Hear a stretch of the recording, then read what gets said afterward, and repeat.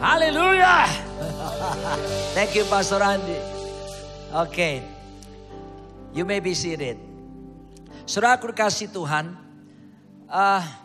Kali ini kami akan sharing berdua. Dan kalau kita buat ilustrasi bahwa satu kuda itu mampu menarik 250 kg benda. Tapi kalau dua kuda menjadi 6.500 kg. Jadi 26 kali lipat ya. Jadi kalau kami berdua Anda bisa bayangkan. Gitu maksud saya. Kalau saudara suka tema karena ini bulan keluarga. Maka kami akan berbicara tentang komitmen di dalam keluarga. Saudaraku kita akan mulai lebih dulu saudaraku. Di dalam Kejadian 1. Ya. Nah ini ada next slide. Ada fotonya ini ya. Tapi gak apa-apa. Ya. Nah ini dulu. Ya, sepasang suami istri ini telah menikah 30 tahun lebih dan hampir 31 tahun beberapa bulan ke depan. Menghasilkan 3 orang anak dan 1 cucu dan tanggal 11 ini cucu yang kedua. Dan saudaraku kami akan membagikan kiat-kiat rumah tangga kami buat saudara semuanya. Percayalah sangat praktikal sekali, gak nun jauh di sana. Tapi kalau kita punya komitmen melakukannya pasti akan terjadi secara luar biasa. Kami tidak berkhotbah teori tapi inilah yang kami alami dalam keluarga kami. Saudara dalam Kejadian 1 ayat 28. Di sana dikatakan next slide. Allah memberkati mereka. Ini pemberkatan nikah pertama kali saudaraku terjadi di Taman Eden. Lalu Allah berfirman kepada mereka. Beranak cuculah dan bertambah banyak. Terjemahan ini kurang tepat seharusnya. Be multiply, be fruitful, saudaraku ya. Penuhilah bumi dan taklukkanlah itu, berkuasalah atas ikan-ikan di laut dan burung-burung di udara, atas segala binatang yang merayap di bumi. Perhatikan baik-baik. Ini pemberkatan nikah pertama. Saya katakan inilah kingdom blessing yang Tuhan berikan pertama kepada suami istri. Kata blessing di situ, berkat di situ, kata Ibrani yang pakai adalah barah. Kata barak itu artinya begini saudaraku. Barak adalah sebuah kemampuan dan kuasa yang diberikan Tuhan kepada manusia. Supaya manusia itu dapat, ini dia. Dapat melakukan tujuan-tujuan Tuhan di dalam kehidupannya. Jadi perhatikan baik-baik ya. Blessing is the first. Berkat datang duluan. Ini dalam konteks kita lihat di Taman Eden. Berkat datang duluan. Baru karena berkat inilah. Maka suami istri bisa melakukan tujuan-tujuan Tuhan dalam hidupnya. So that's why pemberkatan nikah jangan dianggap remeh. Pemberkatan nikah jangan dianggap bahwa itu seremonial biasa. Tidak. Anak-anak muda tolong perhatikan ya. Jangan main-main sebelum pemberkatan nikah. Jangan bilang sama cewekmu sedikit aja. Sekali aja gak bisa. Itu harga mati. Jaga kekudusan hubungan kalian. Sebab ketika Tuhan meletakkan tangan lewat hamba Tuhan. Lewat Pastor Andi misalnya di sini. Berkat Tuhan akan nyatakan. Itu sebuah kemampuan yang Tuhan berikan. Sehingga kamu dapat sebuah naungan. Kemanapun kamu pergi. Hidupmu dalam berkat dan pemeliharaan Tuhan. Saya beritahu saudaraku, banyak orang mengatakan bahwa kamu melakukan ini, melakukan itu baru berkat datang. Hei, saya beritahu saudara, berkat bukan akibat, berkat itu sebab. Ini yang kita ajarkan, berkat itu sebab, bahkan kemudian kamu bisa melakukan yang lainnya. Tujuan-tujuan Tuhan dalam pernikahanmu bisa tercapai. Kamu akan punya keturunan, kamu memiliki berkat berlipat ganda, kamu akan menaklukkan bumi, bahkan kamu akan berkuasa. Kata berkuasa di situ berbicara tentang dominion. Kita punya apa yang disebut dengan otoritas kerajaan. Kita menjadi perwakilan kerajaan Allah di muka bumi ini karena lebih dulu ada blessing, ada berkat yang datang daripada Tuhan. Dari sini kita tahu Bapak Ibu bahwa pernikahan itu adalah inisiatifnya Tuhan itu sendiri. Amin. Tapi kita juga tahu sejarah berkata bahwa kemudian manusia jatuh dalam dosa. Nah kita tahu bahwa Tuhan itu raja, segala perkataannya adalah konstitusi di mana dia sendiri tidak mungkin mengingkari perkataannya. Yes. Kemudian manusia jatuh dalam dosa. Dan Tuhan yang dari awal seharusnya mau memberkati pernikahan. Tapi karena manusia itu sendiri jatuh dalam dosa, akhirnya apa yang terjadi? Tidak bisa Tuhan mengingkari perkataannya. kemudian firman Tuhan berkata mereka menyemat dengan daun. Dan setelah itu Tuhan datang kepada mereka dan Tuhan menggantikan dengan kulit binatang. Di situ terjadilah pertumpahan darah, darah tercurah. Kemudian kita lihat nextnya adalah Mazmur 50 ayat yang kelima. Firman Tuhan berkata sejak dosa itu terjadi, bawalah kemari orang-orang yang kukasihi yang mengikat perjanjian dengan aku. Nah, sejak saat itu kita tahu, kita belajar bahwa perjanjian diperbaharui, covenant diperbaharui dengan apa sih? Berdasarkan korban sembelihan. Ada darah tercurah. Pada waktu daun itu digantikan oleh kulit binatang, ada darah tercurah. Dan Tuhan mau memperbaharui perjanjian dengan lambangnya di situ dikatakan darah tercurah. Kemudian Tuhan memanggil Abraham. Suatu malam Tuhan bilang sama Abraham, Abraham, serahkanlah anakmu Ishak yang sulung yang sudah ditunggu sampai 100 tahun. Kemudian pada waktu Abraham mendengar itu, katakanlah Pastor Andi, malam-malam Tuhan bilang sama Pastor Andi, maaf ya ini katakanlah Tuhan, Andi serahkanlah anakmu. Kira-kira apa responnya? Kita tengking dalam nama Yesus, keluar. Itu bukan suara Tuhan atau kita mungkin mencoba menawar Tuhan. Tapi singkat cerita Abraham taat. Dia mempersembahkan Ishak. Saya percaya dalam perjalanan Abraham membawa Ishak ke Bukit Moria, dia tuh sudah tersembeli dulu hatinya. Karena ini anak tunggalnya dari perjanjian tersebut kan Bapak Ibu. Kemudian apa yang terjadi? Pada waktu dia angkat tangannya, Tuhan tahu hati loh ya. Abraham bersungguh-sungguh. Pada waktu dia hendak menghunjamkan pedang itu kepada pisau itu kepada Ishak, firman Tuhan berkata, ada hewan yang tanduknya tersangkut dan di situ kemudian terjadi darah tercurah lagi. Dan next kan selanjutnya kita lihat apa yang terjadi. Kata Tuhan kepada Abraham, aku bersumpah demi diriku sendiri. Jadi tadi pertama pada waktu Adam dan Hawa kemudian mereka jatuh dalam dosa. Kemudian Tuhan mau memperbaharui perjanjian lewat Abraham. Setelah Abraham mempersembahkan Ishak, firman Tuhan berkata, aku bersumpah demi bukan orang lain, demi diriku sendiri. Demikianlah firman Tuhan, karena engkau telah berbuat demikian dan engkau tidak segan-segan untuk menyerahkan anakmu yang tunggal kepadaku. Dan selanjutnya, nah apakah yang terjadi? Tuhan bersumpah memberkati. Nah terjadilah lagi pembaharuan perjanjian. Ingat tadi Kejadian 1 ayat 28, hasrat Tuhan memberkati pernikahan. Tuhan buat perjanjian baru, new covenant Tuhan dengan Abraham. Dari pihak Tuhan, katakanlah Pak Roni jadi Tuhan Bapak Ibu ya. Aku akan memberkati, aku akan memberkati kamu. Itu dari Tuhan, keturunanmu, anak cucumu, kamu akan menjadi bapak bagi banyak bangsa. Tapi dari pihak Abraham dan keturunannya, aku harus melakukan ketetapan-ketetapan Tuhan, peraturan-peraturan Tuhan. Tapi kita tahu apa yang terjadi? Abraham dan keturunan-keturunan Abraham sekali lagi broke the covenant Bapak Ibu.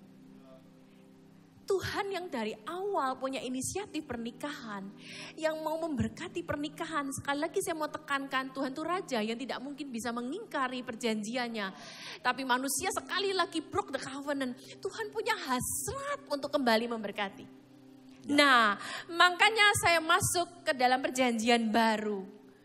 Tuhan yang punya hasrat memberkati pernikahan, mau tidak mau tadi dikatakan harus ada darah tercurah. Untuk kembali memperbaiki perjanjian harus kembali darah tercurah. Dan kalau tadi anak tunggal Abraham, sekarang tidak ada pilihan lain. Anak tunggal dari Bapak itu sendiri Bapak Ibu. Yesus datang Kristus ke muka bumi ini. Dia menebus setiap kita. Tapi juga perlu tahu bahwa dia kepingin memperbaiki, memperbaharui perjanjian. Rumah tangga, keluarga-keluarga dipulihkan Bapak Ibu. Oke, kita lihat sekarang ada 3 level janji. Pak Roni, ada 3 level janji. Yang pertama namanya promise. Janji ini dibuat oleh manusia saudaraku dan bisa dibatalkan. Asal ada alasan yang kuat. Itu promise paling rendah. Tapi ada yang lebih tinggi lagi saudaraku, yang disebut dengan komitmen. Komitmen adalah perjanjian kesepakatan antara dua pihak. Dan sifatnya apa? Sumpah. Pemberkatan nikah itu sumpah. Tidak boleh dibatalkan seharusnya. Dan level yang terakhir namanya covenant. Nah, covenant ini adalah perjanjian kesepakatan antara dua pihak atau bahkan lebih, di mana saudaraku untuk mengikat perjanjian itu ditumpahkan darah. Ya. Dan kemudian saudaraku dikasih Tuhan, masing-masing pihak yang berjanji harus memenuhi tanggung jawabnya dengan baik. Perhatikan lagi, bedanya apa? Harus ada darah yang ditumpahkan ketika covenant, yaitu perjanjian Tuhan dengan manusia. Dan sudah dikerjakan dan kita peringati dalam perjamuan kudus tadi. Kristus harus tersalib di kayu salib, mencurahkan darahnya. Supaya apa saudaraku? Perjanjian berkat yang semula telah diingkari oleh generasi demi generasi dapat dipulihkan kembali. Supaya terjadi berkat Tuhan melimpah hidup dalam kehidupan setiap kita. Haleluya. Oleh sebab itu Bapak Ibu, ketika pemberkatan nikah, kita kan pasti komitmen. Ya. Saya contohnya ya, Nancy Limantono akan menjadi istrimu dalam suka dan duka, dalam sehat maupun sakit, kelimpahan ataupun kelemahan. Dan janji nikah itu levelnya komitmen Bapak Ibu. Dimana kalau komitmen tadi sudah dijelaskan sama Pak Roni bahwa itu bukan hanya promise yang bisa diingkari biasanya, tapi ada hukum yang berlaku. Tapi setelah kita saling berkomitmen, kita ada perjamuan kudus yang tadi dibilang darah. Dan levelnya bukan lagi dua, tapi Tuhan itu ada bersama kami. Mengikat covenant. Next kan lagi. Oke, sebab itu kalau boleh saya minta ilustrasi Pastor Andi. Bolehkah Pak Monty maju ke depan? Tadi kita berbicara siapa ya yang tinggi badannya ya? Oke, Pak Monty aja. Oke, Allah memberkati mereka. Enggak. Kan barak Bapak Ibu ya. Nah tadi Pak Roni udah jelaskan barak itu adalah kemampuan Tuhan untuk kita dapat melakukan tugas-tugas dari Tuhan. Tapi barak juga bicara apa sih? Berkat yang menudungi covering kita. Jadi kita nikah nih Bapak Ibu ya. Setelah komitmen, janji nikah, aku mencintai kamu, mengasihi kamu. Kita perjamuan kudus, sejak saat itu 2 jadi 1 dan Pak Monty jadi Tuhan kami Pak. Ini ilustrasi Pak Monty di belakang kami. Bolehkah tangannya di atas? Yes. Nah, ini barak Bapak Ibu. Yang artinya berkat ini tudung covering. Kemanapun kami pergi, apapun juga bisnis yang Bapak Ibu lakukan. Orang bilang jangan bisnis itulah, itu udah banyak. Jangan pergi ke daerah sana lah, pedalaman, daerah kering. Tapi selama kita hidup dalam perjanjian, covenant, makanya barak itu akan senantiasa mengikuti kita, Pak. Nah, ini perjanjian Tuhan, covenant Tuhan. Nah, seandainya, sebentar Pak, lagi dikit Pak. Dikit aja Pak. Suatu kali ini saya ikut reuni misalnya Bapak Ibu. Ini kan sekali lagi kita bicara komitmen ya. Pada waktu saya ikut reuni, saya maaf permisi ketemu teman lama. CLBK nih ya, cinta lama belum kelar gitu ya. Di sana teman lama. Maaf ini ilustrasi aja, tinggi besar gagah. Begitu di rumah saya lihat kok imut-imut gitu ya Bapak Ibu ya. Terus yang di luar, kemudian yang di luar tajir. Sampai rumah kok dapat suami kok pelit amat. Di luar sana harum, sampai rumah di dalam aduh sudah bau. Terus kemudian ini whole pack Bapak Ibu di sana six pack. Nah perhatikan Bapak Ibu ya. Ketika kita melangkah keluar dari barak ini. Bapak Ibu mungkin membandingkan, wah di sini tajir, di sini kalem, di situ pelit, bawel luar biasa. Kelihatannya awal-awal, wow mendatangkan suatu kenikmatan. Tapi perhatikan Bapak Ibu, kalau kita keluar dari covenant, tidak akan menjadi lebih baik. Apapun juga keadaan pasanganmu, inilah yang terbaik Bapak Ibu. Yes. Okay. Thank you Pak Monty. Thank you Pak Monty. Oke, next kan lagi. Nah, sekarang kita how to-nya. Next kan lagi. Nah kita bicara Markus 10 ayat yang ke-9. Oleh sebab itu firman Tuhan berkata, ya karena itu apa yang telah dibersatukan Allah, Tuhan tidak mau diceraikan oleh manusia. Karena ini memang hasrat Tuhan dari awal. Kemudian selanjutnya lagi kita bicara hukum. Oleh sebab karena Tuhan bilang tidak boleh diceraikan oleh manusia, Tuhan kasih rule. Ini loh ketetapannya. Di mana rule-nya kita tahu istri tunduk pada suami seperti kepada Tuhan. Jadi suami gak bisa bilang, Loh, tunduk kepadaku ya. Tapi firman Tuhan kan bilang, seperti kepada Tuhan loh. Jadi suami gak bisa semena-mena. Tapi juga suami mengasihi istri sebagaimana Kristus mengasihi jemaat. Jadi ini hukumnya. Suami mengasihi istri, istri tunduk pada suami seperti Kristus dan jemaat. Tapi data membuktikan Bapak Ibu, apakah yang terjadi rupanya tidak sesuai.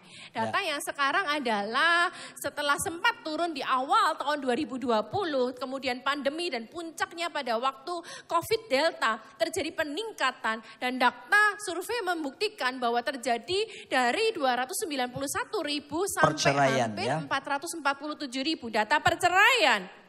Wow, ini jauh sekali dari hasratnya Tuhan. Di mana penyebabnya adalah sebagian besar memang pastinya ekonomi, kemudian pertengkaran. Kemarin saya, puji Tuhan, Desember kemarin baru lulus dari S2, di mana tesis saya menyelidiki tentang coping strategi dalam pernikahan. Karena menyelesaikan tesis tersebut, saya menyelidiki, saya mempelajari data-data perceraian yang wow, ternyata di DKI juga sangat besar jumlahnya. Dan sebagian besar penggugatnya istri. Jadi waspadalah. Oke, next kan sekarang. Kenapa sih itu semua Bapak Ibu? Nah, semua kembali kepada pola pikir kita. Kita akan berpikir seperti ini Bapak Ibu. Suamiku tuh enggak layak dihormati, Bu. Suamiku tuh egois, kasar, pelit, waduh berbagai macam alasan sehingga nggak layak dia dihormatin. Atau sebaliknya suami sulit mengasihi istri karena suami punya pola pikir apa sih? Istriku tuh nggak layak dicintai, bawelnya luar biasa seperti radio rusak dari pagi sampai malam hari. Mana mungkin saya bisa mengasihi istri saya? Nah, pola pikir seperti inilah yang akhirnya membuat kita gak bisa melakukan hukum Tuhan. Dari mana sih pola pikir? Nah, Bapak Ibu mungkin kalau diizinkan sama Pastor Andi ini ya, kalau sore masih ada seat gitu ya, ikut yang sore kita belajar nanti tentang mesbah keluarga, komitmen dalam mesbah keluarga. Tapi ingat loh ya, iblis justru masuk ke dalam pola pikir kita untuk kita, mana mungkin aku bisa tunduk sama orang kayak gini, ataupun sebaliknya. Sebab kebutuhan utama seorang suami adalah dihormati oleh istrinya. Tapi kebutuhan utama seorang istri adalah dicintai oleh suaminya. Sebab kalau seorang istri tidak merasa dicintai, maka dia tidak punya energi untuk bisa menghormati suaminya. Inilah yang disebut dengan the crazy cycle. Terjadi seperti lingkaran gila. Suami tidak merasa dihormati, akhirnya tidak ada energi, tidak ada kekuatan untuk mencintai. Istri juga begitu, tidak merasa dicintai, maka tidak punya energi untuk bisa tunduk hormat kepada suaminya. Saya beritahu saudara, rumah tangga seperti ini gak perlu tunggu mati baru masuk neraka. Selama dalam berumah tangga pun suasana neraka sudah mereka alami. Dan itu bukan rencana Tuhan dalam hidup rumah tangga saudara. Rencana Tuhan yang berikutnya ini, justru Anda mengalami apa yang disebut dengan the energizing cycle. Lingkaran energi. Wow saudaraku, kenapa? Karena suami mencintai istrinya.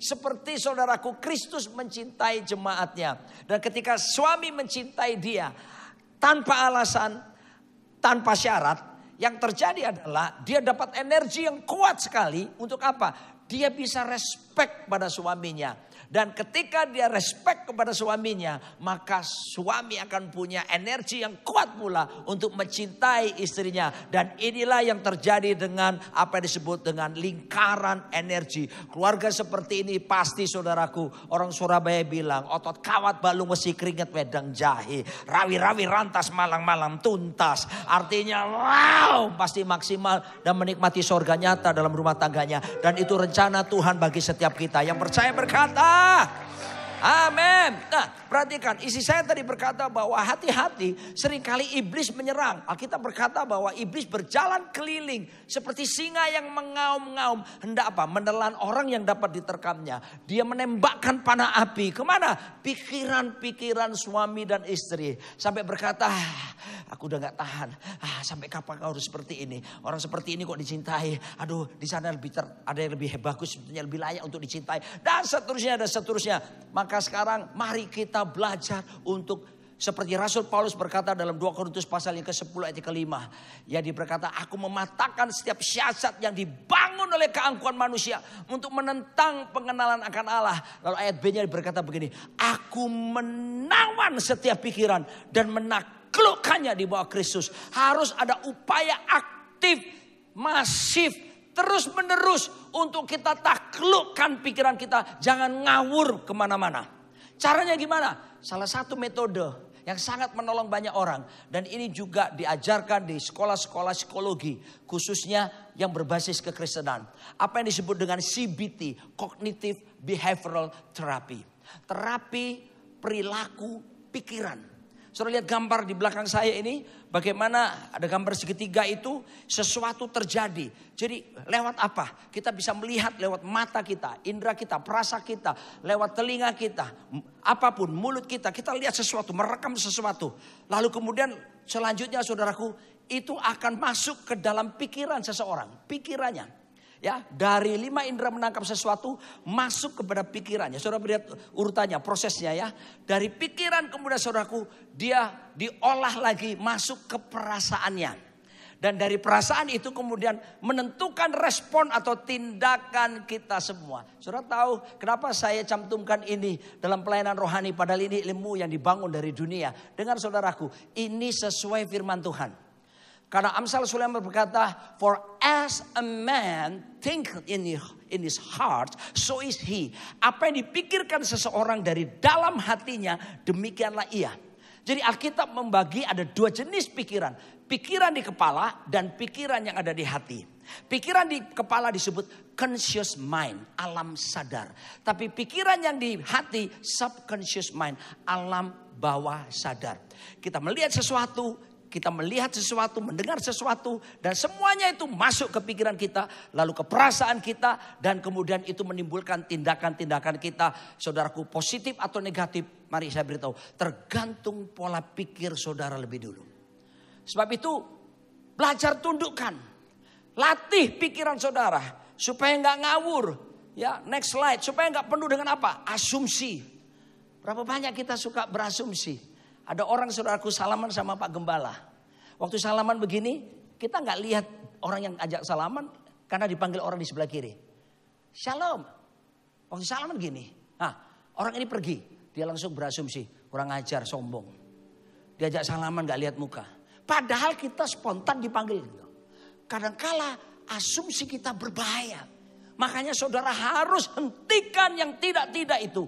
Pikirannya negatif itu mesti dilatih. Dimulai dari proses berpikir saudara.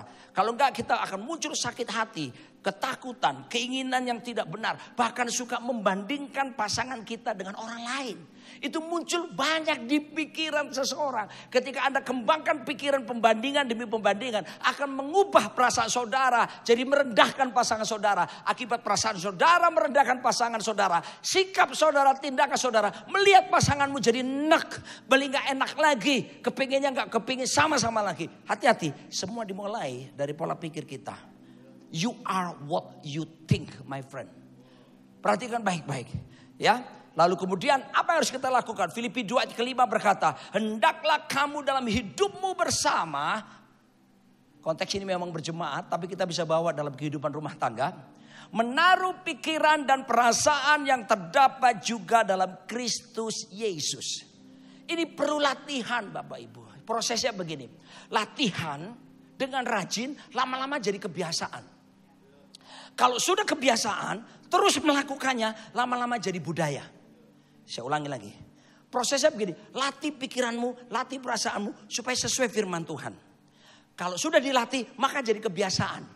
Setelah kita jadi kebiasaan, kita latihan terus mempraktekkan pikiran perasaan, ditaklukkan dengan firman, disinkronisasikan dengan firman Tuhan, maka mengakibatkan apa yang terjadi?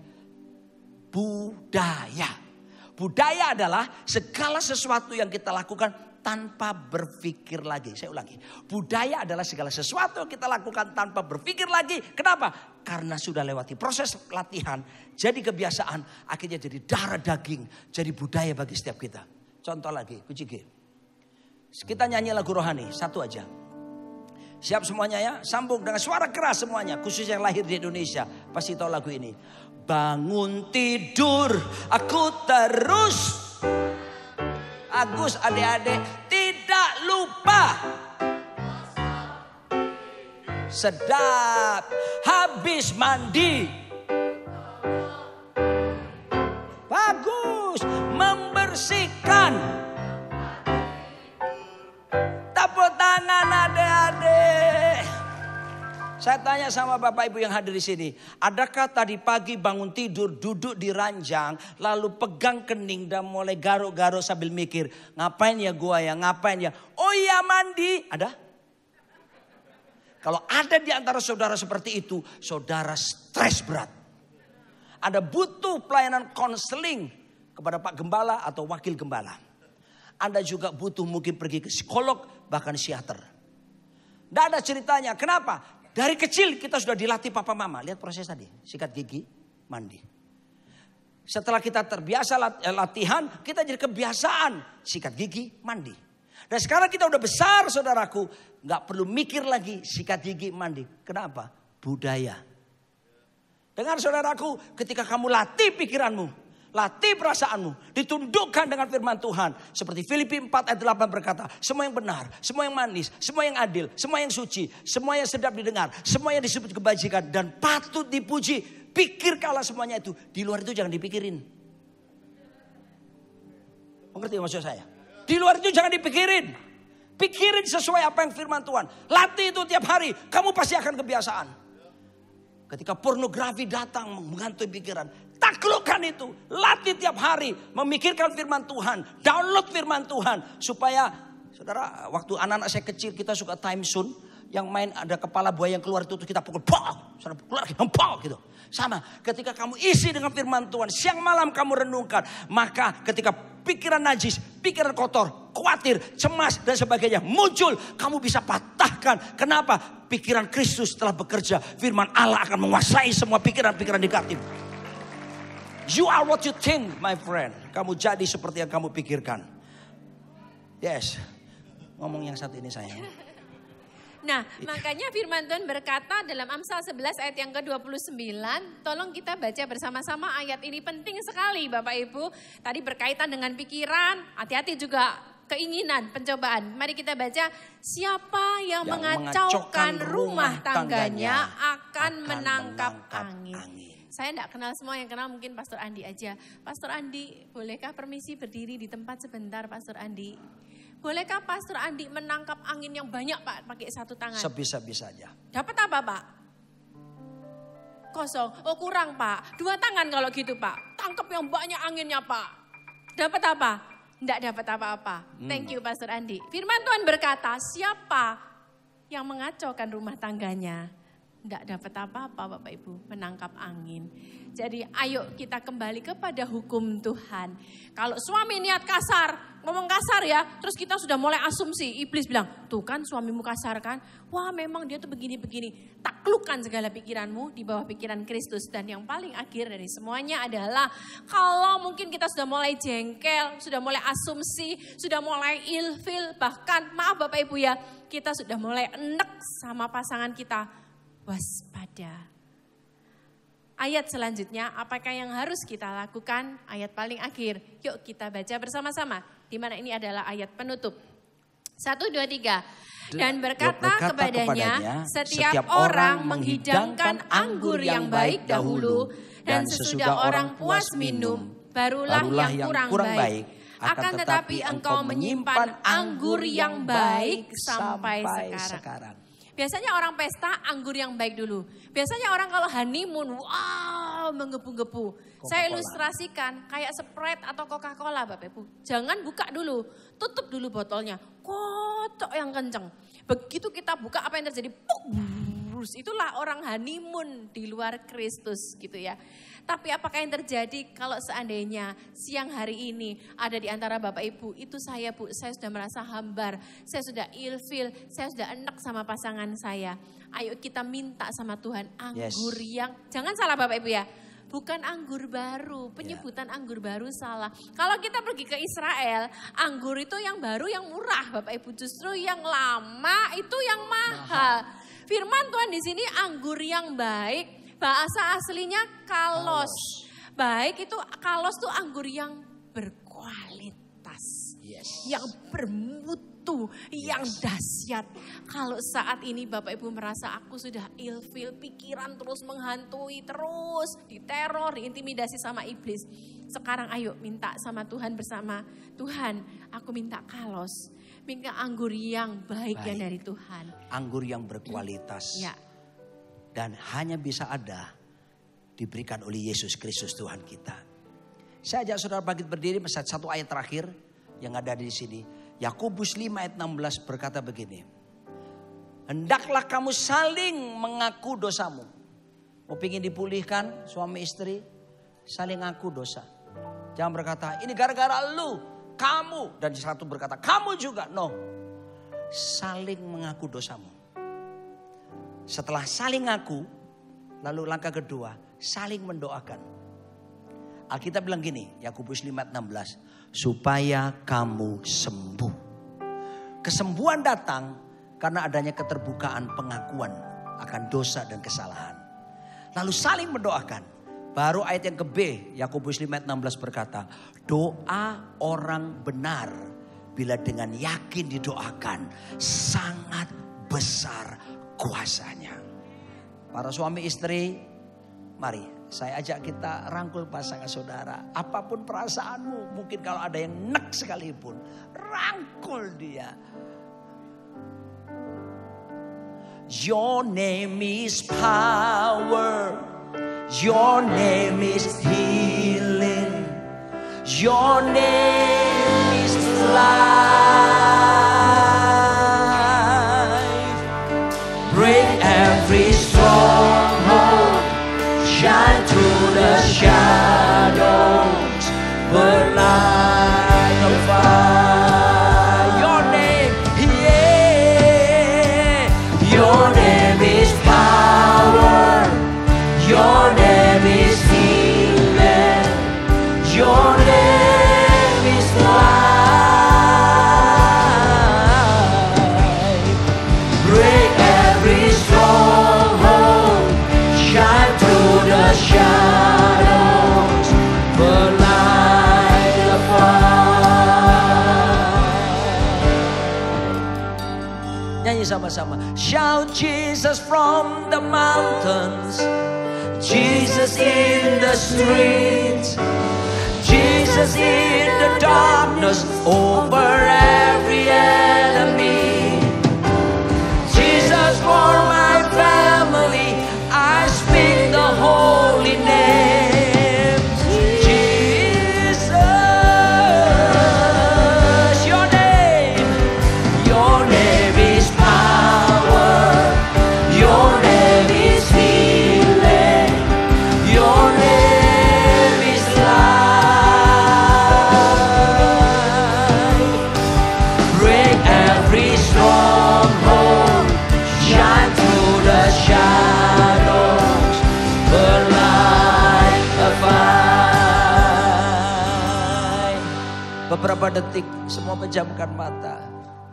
Katakan sesuatu pada pasanganmu. Hendaklah kamu saling mengaku dosamu. Kalau ada kelemahan kekuranganmu, ampuni sayang, aku kasar, aku egois, aku menang sendiri. Beritahu pasangan saudara di sebelahmu. Oramahandasa katakara. Kirabatakala basha. Saatnya Roh Kudus bekerja. Pulihkan setiap yang ada. Terima kasih Tuhan. Terbukalah. Katakan sesuatu. Sayang, aku sakit hati. Aku gregetan sama kamu. Aku nek. Katakan, ungkapkan. Sama takarabatala. Tuhan, Aku berdoa bersama istriku buat setiap pasangan yang ada. Curahkan atas mereka kalosmu. Anggur yang baik, anggur yang berkualitas itu. Firman-Mu menjanjikan di atas dasar konstitusi kerajaan-Mu. Jika kami saling mengaku dosa dan saling mendoakan, maka kami akan sembuh. Sembuhkan yang terluka. Di dalam nama Yesus, pulihkan setiap hubungan. Berikan anggur yang berkualitas ini. Anggur yang baik yang berasal daripadamu. Supaya cinta itu merekah kembali, kuat kembali. Kesetiaan menjadi bagian penuh dalam hidup setiap pasangan yang ada. Terpujilah nama-Mu Tuhan. Aku lepaskan berkat ini dalam berkat Allah Bapa, Allah Putra, dan Roh Kudus.